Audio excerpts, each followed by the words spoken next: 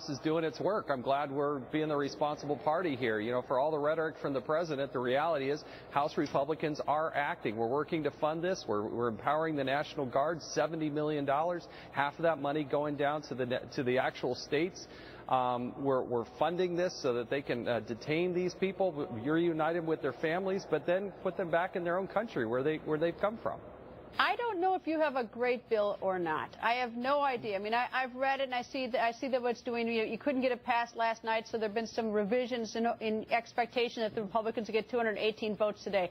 But I must say that I find it rather appalling that everyone in the Senate, the many members of the Senate, including the Senate Majority Leader, has called this a humanitarian crisis.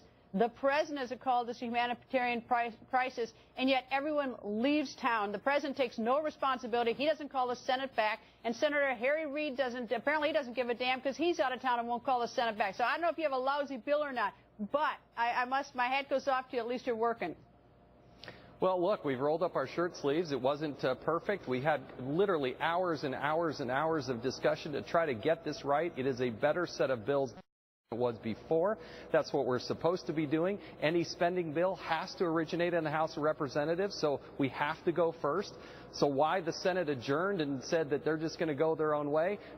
I don't know. I can't answer that. The President did what the President just does, and that is, gather the press together and have a press conference. But in terms of rolling up his shirt sleeves and asking the Senate to come back and act, you have to ask Harry Reid, but that's the way they roll in the Senate.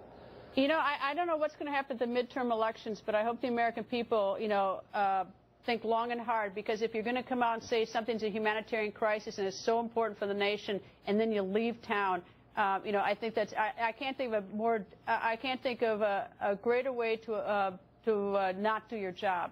And when you say it's so important, except for your vacation. Now, and like I said, I don't know if your bill is any good, but at least what should be happening is the President should be talking to Speaker Boehner and Senate Majority Leader Harry Reid, and at least trying to work out something for this humanitarian crisis. Something. And I really don't understand. The President won't even do that. We're going to be working late into the night to get this done. The House of Representatives is the people's house, and the people are speaking tonight. We're going to pass out these two bills. I do think they improved the situation. I think they are better bills than they were yesterday. It is a crisis, and we're talking about children here, and of course we got to deal with that. They have to have some funding to deal with this. We've got to help lock down that border, get the National Guard down there to help out, and that's what we're doing tonight. What's the feeling on the floor that this will pass or not pass? And let me say again that I don't know if I think it's a great bill or not, but is the thinking that you're going to get 218 votes?